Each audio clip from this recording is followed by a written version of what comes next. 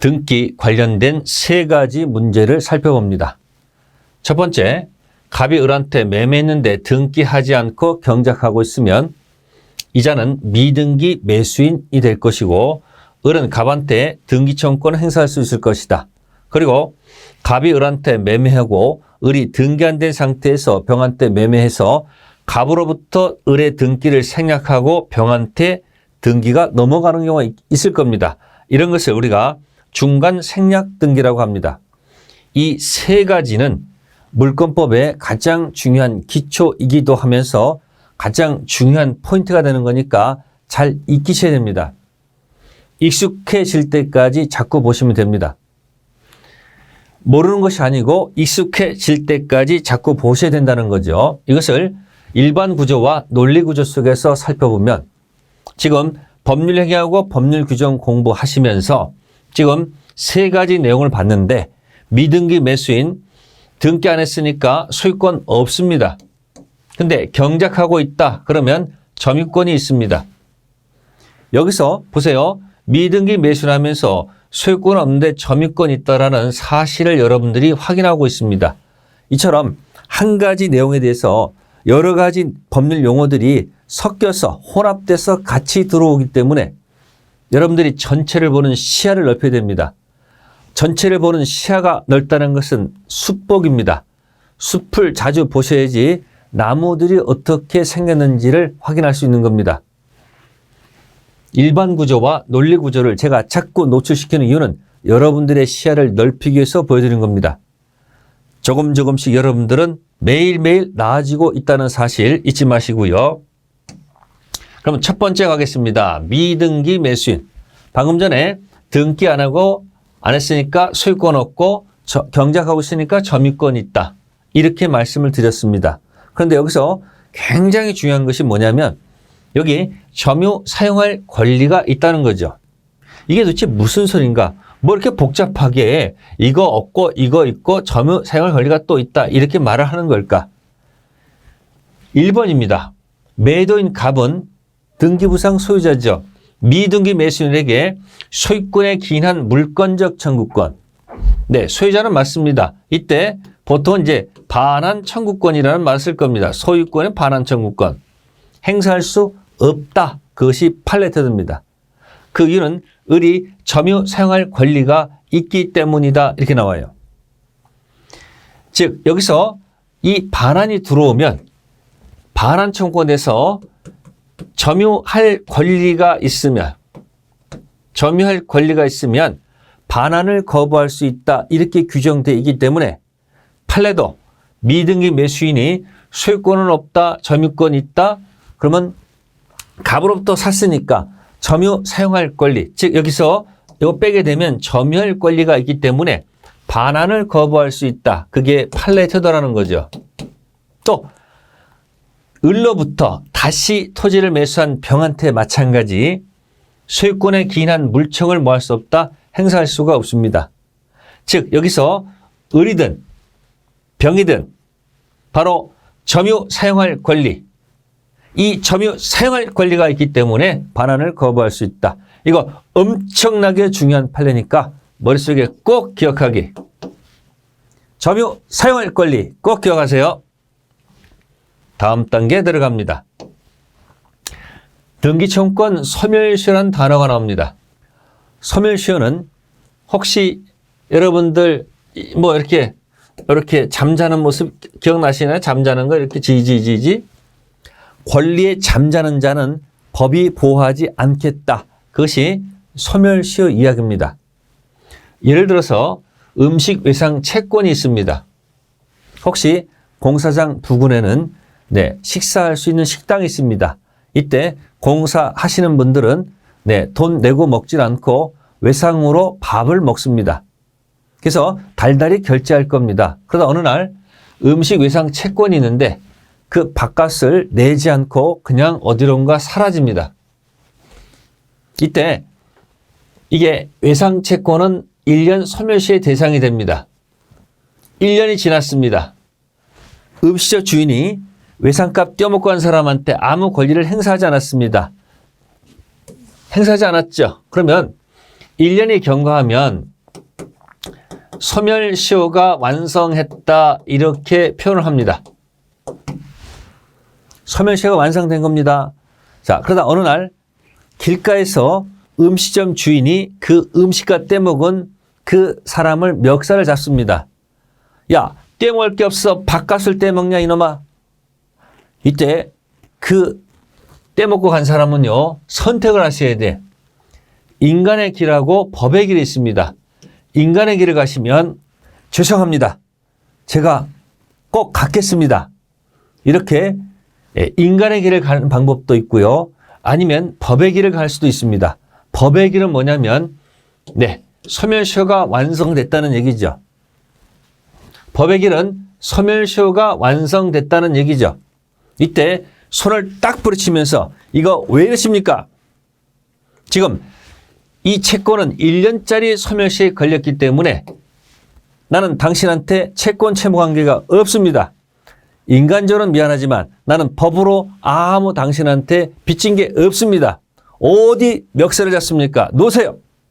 이렇게 법의 길을 갈 수도 있는 겁니다. 선택하면 되는 겁니다. 이렇게 이 채권은 대표적으로 소멸시효의 대상이 되는 겁니다. 그럼 여기 봅시다. 등기돼 있고 등기 안 된 매수인 경작하고 있습니다. 이렇게 25년의 세월을 갖다가 경작하고 있으니까 점유를 하고 있었을 겁니다. 25년 뒤에 이 토지가 수용이 됩니다. 자그마치 300억이라는 보상금이 나온다라고 얘기합니다. 그런데 국가에서는 보상금을 누구한테 줄까요? 등기 안 된 경작하는 사람한테 주지 않습니다. 이 사람한테 줄 겁니다. 이때 이 을이 갑한테 다시 등기를 해달라고 등기 청구권을 던지게 되면 갑은 인간의 길을 가게 되면 등기해주면 되는 거예요. 근데 또 갑이 법의 길을 가겠대요. 법의 길은 좀 더러워요. 권리를 주장하겠다 그런 얘기죠. 그래서 갑이 이렇게 주장합니다. 을의 등기청구권은 소멸시효의 대상이다. 네, 맞습니다. 그리고 이 등청은 10년짜리인데 넌 10년 동안 나한테 한 번도 행사한 적이 없다. 그냥 등기 안 하고 너 그냥 경작만 했지. 따라서 소멸시효가 완성됐다. 소멸시효가 완성되면 갑은 만세 만만세. 결국은 나는 너한테 등기해 줄 필요가 없으니까 소유권은 갑 나의 것이다. 보상금 300원 내 거야. 이렇게 갑이 주장하는 겁니다. 그런데 말입니다. 법원에 갔더니 판사가 이렇게 얘기합니다. 미등기 매수인의 등기 청구권은 채권적 청구권이다. 그리고 10년 소멸시효의 대상이 된다. 네, 어디까지는 맞을까요? 여기까지는 맞습니다. 여기까지는 맞아요. 그런데 현재 점유를 하고 있으면 포인트가 점유입니다. 점유하고 있으면 소멸시효가 진행하지 않는다. 이게 판례 태도라는 거예요. 그러니까 지금 이분이 300억을 뺏길 뻔하다가 이 사람의 주장에 10년 동안 행사하지 않았다. 이 말을 법원에서는 받아들이지 않는다는 거예요. 현재 점유를 하고 있으면 소멸시효가 진행하지 않는다. 그런 얘기고 또 을이 병한테 제3자한테 팔아도 역시 마찬가지 승계 준 경우에도 소멸시효가 뭐하지 않는다? 진행하지 않는다는 게 판례 태도입니다.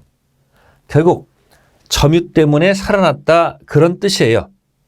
네, 이렇게 설명을 드렸지만 머릿속에 남는 방법은 기억하세요. 등기청구권 죽었는가 살았는가 묻거들랑 죽이지 마시고 살리고 살린다 이거 기억하세요. 등기청구권은 죽이지 마시고 살리고 살린다 이렇게 기억하셔야지 머릿속에 남아있을 겁니다. 어떤 내용이 왔는지 몰라도 하여튼 등청은 죽이지 말고 뭐예요? 살리고 살린다. 계속 반복될 겁니다. 그러면 우리는 문제를 풀어보겠습니다. 여러분들은 클릭하고 문제를 푸신 다음에 다시 오시면 돼요. 저는 계속 진행할 겁니다. 을은 병토지에 있는 갑수의 X 건물을 매수하여 대금 완납 후 그 건물을 인도받고 서류를 교받았다. 아직 이전 등기를 마치지 않았다. 다음 설명 중 틀린 것. 보세요. 등기 서류를 겨우 받았지만 등기를 하지 않았다. 그랬으니까 뭐예요? 아, 미등기 매수인이구나. 그래서 1번 채권자가 X 강제 집행하는 경우 을은 이의를 제기하지 못합니다. 이유는 을은 소유권 없으니까. 그 다음에 X 건물로 인해서 병토지가 불법 점유했다면 병은 현재 방해하고 있는 누구한테? 을한테 건물 철거를 뭐 할 수 있다? 청구할 수 있다. 맞는 얘기입니다. 이건 토지 소유권에 기한 방해 제거 청구권. 세 번째 거 X 건물 점유를 방해하는 자에게 을은 점유권에 관한 방해 제거 청구권을 행사할 수 있다.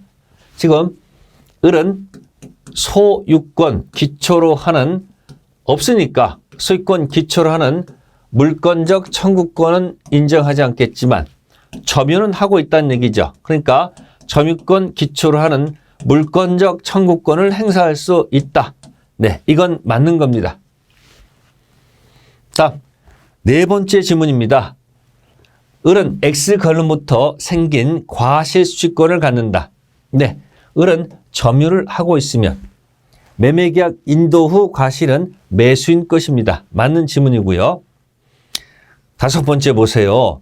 을로부터 X 건물을 다시 매수하여 점유 사용하는 정에 대해서 갑은 소유권에 기인한 물청을 행사할 수 있다.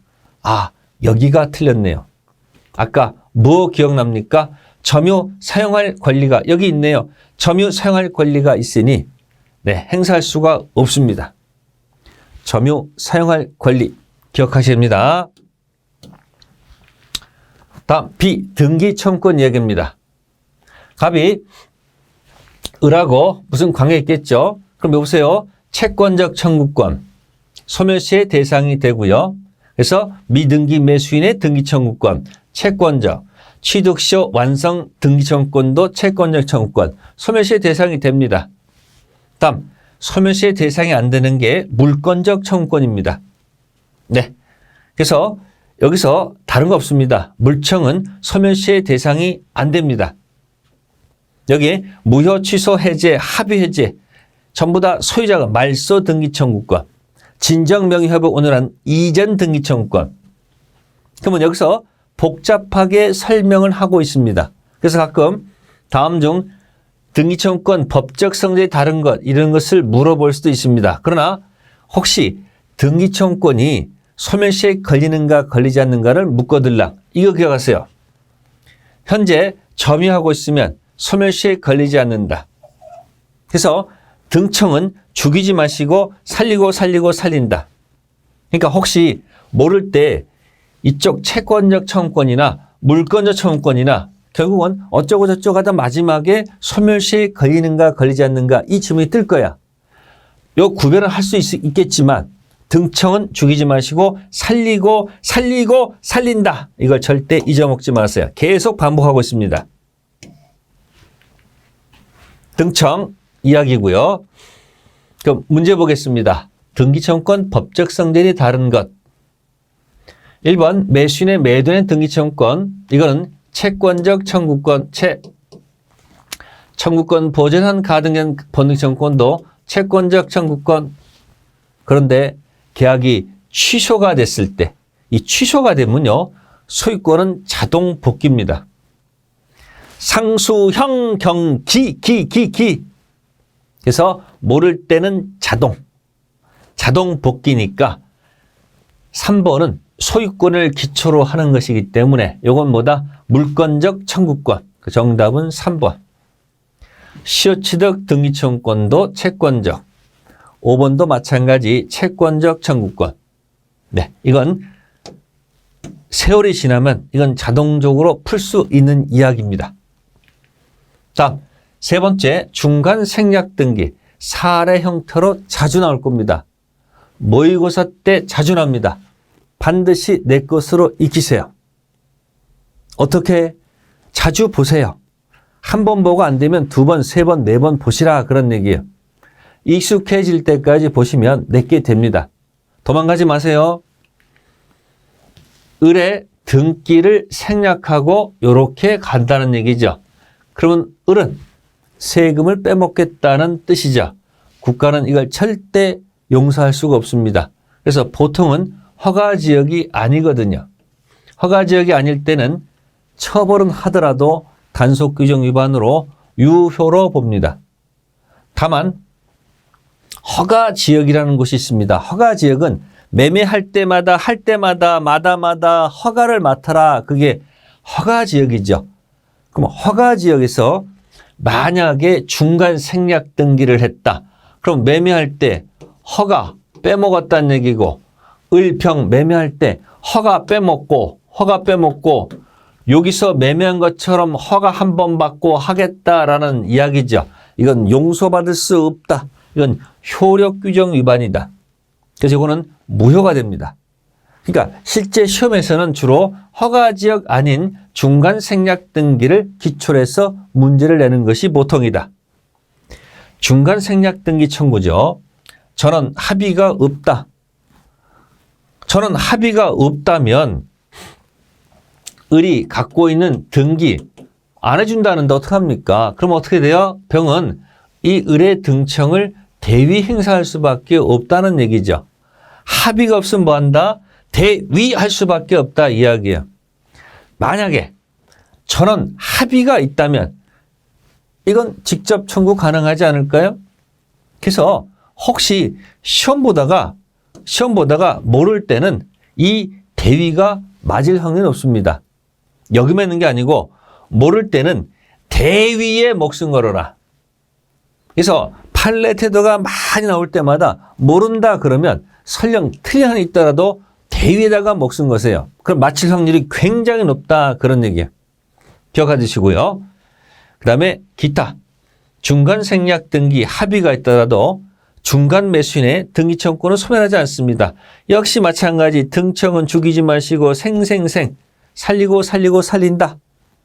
그리고 중간 생략 등기 합의 없이 이미 격려된 중간 생략 등기 어쩌라고 이미 등기된 거 어쩌라고 유효로 본다는 거죠. 중간 생략 등기 무슨 지역이 아니라면 허가 지역 아니면 뭐 등기 간 걸 어쩌랍니까? 유효가 될 수밖에 없다는 거. 문제 풀겠습니다. 여러분들은 잠시 클릭 문제를 푸신 다음 다시 들어오시고요. 저는 계속 문제 진행합니다. 갑은 자기 소유 토지를 을에게 매도하고 인도하였으며 을이 다시 병한테 전매하고 인도하였다. 옳은 것. 이 지문을 읽는 순간 이것이 중간 생략 등기다라는 제목이 딱 떠올라야 됩니다. 그리고 반드시 풀어야 됩니다. 그래서 반드시 풀어서 맞춰야 됩니다. 중간 생략 등기는 1번 을은 점유를 상실했다. 상실이 아니죠. 점유 승계입니다. 설령 이게 모른다 할지라도 끝에 소멸시에 걸린다 얘기합니다. 등기청구권은 소멸시에 걸리지 않는다라고 계속 이야기하고 있습니다. 두 번째 질문은 갑에서 직접 병 앞으로 된 소유권 이전 등기는 갑을병 전원 합의가 없는 한 효력이 없다. 이미 등기가 넘어갔죠. 어쩌라고? 이미 등기 넘어간 거 어차피 갑을병 갈 거 넘어간 거 어쩔 수 없습니다. 효력이 있다. 세 번째, 만약 을이 갑에 대한 소유권 등기청구권을 병에게 양도하고 이를 갑에게 통지했다. 병은 직접 갑에 대해서 소유권 이전 등기를 청구할 수 있다. 지금 갑하고 을은 인적 신뢰 관계가 있기 때문에 매매를 했지 않습니까? 매매. 따라서 을이 병한테 등청을 양도했다는 이 사실을 이 갑한테 통지만 가지고는 안 됩니다. 통지 플러스 갑의 예스, 동의가 있어야지 직접 들어갈 수 있다는 것이 판례 태도입니다. 그래서 이 지문도 틀린 지문입니다. 통지 플러스 갑의 예스가 있어야 된다는 것. 네 번째 질문, 갑에서 직접 병 앞으로 등기 이전에 관해서 갑을병 전원 합의가 없다라고 되어 있습니다. 합의가 없으면 직접 할 수는 없죠. 그래서 대위 행사할 수 있다는 것. 제가 모를 때는 대위로 가면 맞힐 확률이 높다라고 얘기했습니다. 그래서 옳은 지문은 정답 몇 번? 4번이 된다는 것. 그리고 다섯 번째 지문은 허가 구형 내라고 되어 있습니다. 토지의 경우 갑을병 전원 합의 아래 갑에서 직접 병 앞으로 된 소유권 이전 등기는 허가를 받았다면 유효하다. 허가 지역에서 갑을 매매하고 허가 빼먹고 을병 매매하고 허가 빼먹고 갑병 매매한 것처럼 허가 맡았다면 허가를 빼먹기 때문에 이것은 효력 규정 위반이기 때문에 유효하다가 아니고 뭐다? 무효가 됩니다. 틀렸습니다. 무효입니다. 네, 그래서 정답은 몇 번? 4번이 된다는 거 대위를 기억하시면 되고요. 조문 B 가지고 지금 법률행위 등기 효력이 생긴다 가지고 채권행위 물권행위 할 때 기억나십니까? 망나니 자식을 기억하시고 부동산 물권 변동할 때는 법률 규정 태수형 말고 상수형 경기사람. 그 다음에 미등기 매수인 등기청권 나왔을 때 등기청권은 죽이지 마시고 살리고 살린다. 이런 내용을 가지고 조문 B를 정리해 드렸습니다. 지금까지 제가 조문 A부터 조문 B까지 기본적인 이야기, 정상적인 코스를 가지고 일반 구조와 논리 구조를 가지고 설명을 드렸습니다. 정상적인 구조를 가지고 설명을 드렸으니 여러분들이 여기다가 비정상적인 과정 접목시키면 10개에서 10개, 20개, 그 다음에 4개, 4개에서 28개까지 충분히 마칠 수 있습니다. 공부는 순차적으로 마라톤이기 때문에 여러분들이 천천히 스텝 바이 스텝으로 기본을 닦으시면서 가셔야 됩니다. 그리고 여러분들이 어차피 들으셨으니까 이 밑에 댓글에다가 여러분들이 저를 응원해주는 그런 댓글 다시면 감사하겠습니다. 여러분들은 나날이 좋아지고 있습니다. 걱정하지 마시고 여러분들은 합격할 수 있습니다. 아니 이미 합격생입니다. 여러분 합격을 위하여!